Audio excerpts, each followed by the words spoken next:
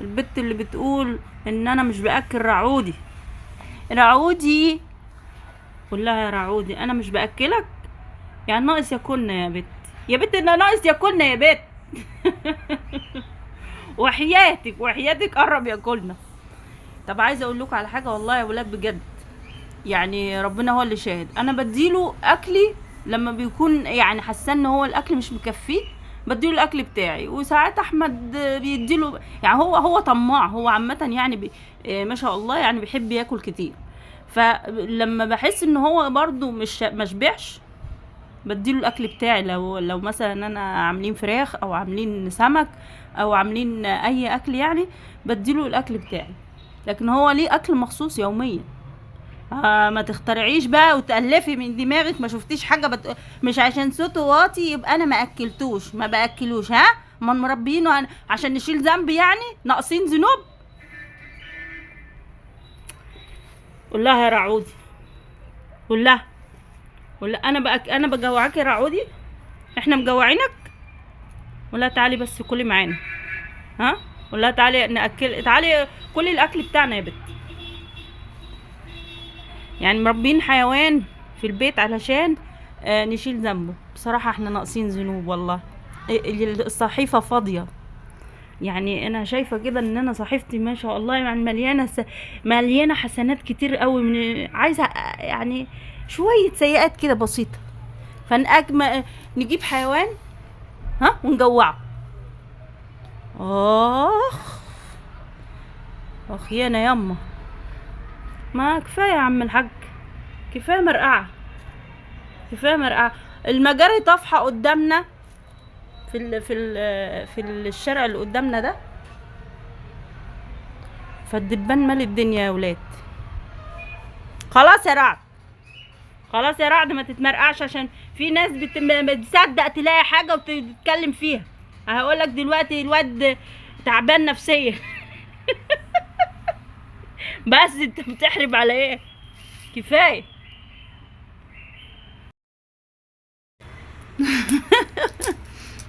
فول سوداني، قاعد بيتفرج على الفول السوداني ولا الا بتعمل ايه؟ بتعمل ايه يا رعد؟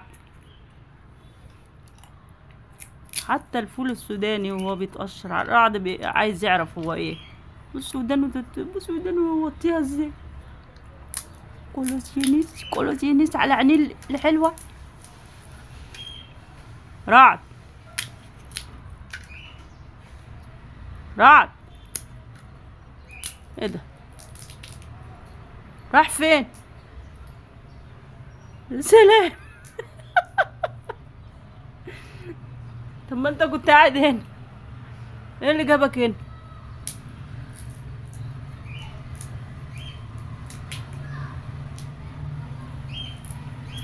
يا عودي، يا رعد، يا رعد.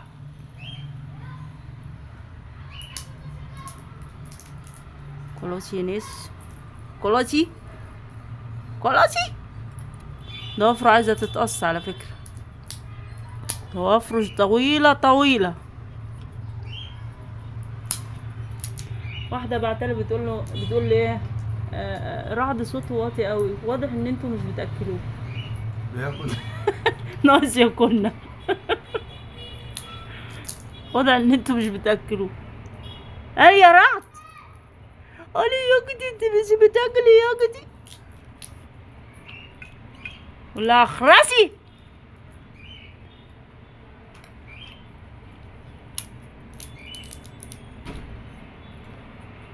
خسئتي، خسئتي.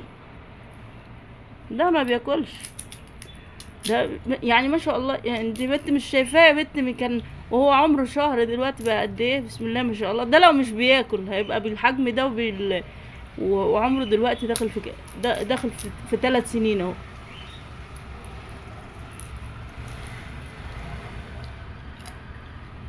اه اه، بص مناخيره عامله ازاي، بص مناخيره. على فكرة لونه في الكاميرا غير لونه في الحقيقة، سبحان الله. بص وشه بص هو ابيضاني ومناخيره، يعني هو في الحقيقة هوصفه لكم بس انا مش عارفة الكاميرا جايباه كده ليه. هو ابيض خالص ومناخيره حمرا. مناخيره لونها بامبا، حتى لون الركنة مختلف برضو في الكاميرا، مع ان الكاميرا دي حلوة والله. رعد يا رعد. طب هتقولي ايه بقى ان هو بينام اليوم كله؟ ها تقولي ايه على النوم ده بقى؟ بنديله مخدرات مثلا؟ يعني هو بينام عشان احنا بنديله مخدرات؟ لازم لازم لازم نطلع اي خازوق كده في اي حاجة علشان يعني نحط التاتش بتاعنا. صح صح يا رع، صح صح بدل ما يقولوا ده.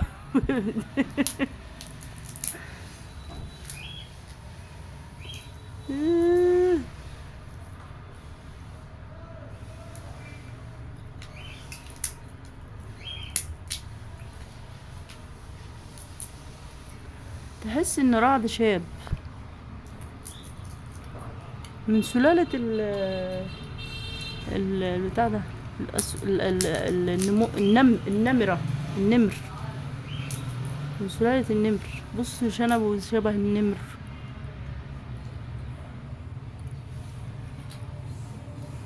خلاص هتنام؟ خلاص هتنام؟ هتنام؟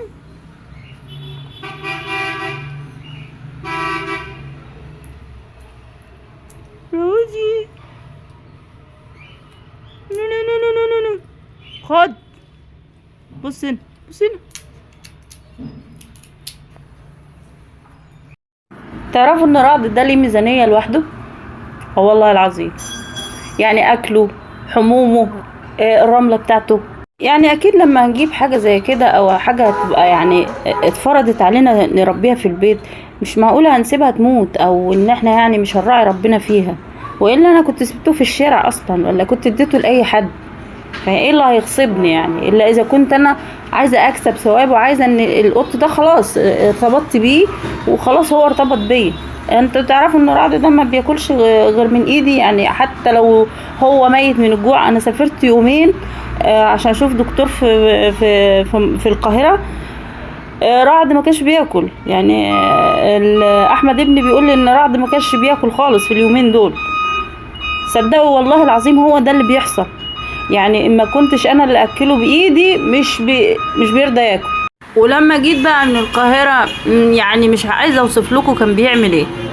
انا لولا كنت تعبانه ومرهقه جدا من السفر كنت صورت لكم هو كان بيعمل ايه. فوالله العظيم القط ده مش رخيص عليا يا بنات، ومش سهل يعني ان انا افرط فيه ولا ان انا اجوعه ولا الكلام ده. احنا بناكله الاكل بتاعنا، يعني احنا لما بكون قاعده بديله نايبي، احمد بيديله نايبه، عبد الرحمن بيديله نايبه، يعني بصوا جوزي بيديله نايبه. ساعات والله العظيم بيبقى عايز ياكلنا، يعني بياكل الاكل كله. لدرجه ان انا لما بعمل فراخ محشيه مثلا بفكر اليومين دول ان انا اعمل له واحده مخصوص ليه هو، يعني لان هو مش بيكفيه مثلا ورك، مش بيكفيه صدر، مش بيكفيه. انا بتكلم معاكم في الظروف اللي احنا فيها دلوقتي وانتوا شايفين الناس عامله ازاي. وبعدين بقى عايزاكم تعرفوا ان القط مش ممكن يقوم من على الاكل وهو جعان. يعني انا بالنسبه لي رعد عمري ما شفته قام جعان، يعني هو مش ممكن يقوم الا اذا شبع. احيانا بعد ما يعني بصوا الاكل بتاعه بيفيض خلاص، هو طالما شبع خلاص ما يجيش جنبه تاني ويخش بقى لوحده، يسيبك كده ياخد بعضه يروح داخل. يعني في يا جماعه الخير القطط دي سلالات بيبقى في القط ده غير القط البلدي. يعني مش مع كل ما تديله ياكل، لا هو ليه ليميت معين كده، يعني ليه حد كده في الاكل خلاص. حتى لو انت عملت له ايه مش هياكل. وبعد كده بياخد بعضه، بعد ما بياكل بيخش ينام. يعني هو بصوا ده السيستم بتاعه عشان تبقوا حافظينه. يعني ياكل واول ما يخلص اكل خالص، حتى لو انت ايه بقى هتجري وراه بالاكل، مش هياكل طالما خلاص شبع، ويخش بقى لوحده ينام. حاولي بقى تصحيه بالطبل البلدي، خلاص هو بيقيل بقى الراجل، بيريح بعد ما بياكل، فياخد له تعسيله كده بعد الاكل. والله العظيم هو ده اللي بيحصل.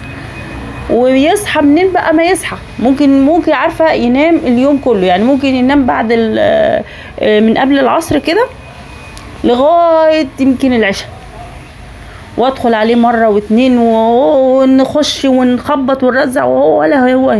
غير بقى القط البلدي، يعني القط البلدي ممكن ياكل ويطلع يجري يلعب بعد كده، ولاي اي حاجه بتهمس جنبه بيجري. لا ده ليه نظامه، ليه حياته، وهو مسيستم نفسه على كده، فانتوا كمان تسيستموا نفسكم على كده.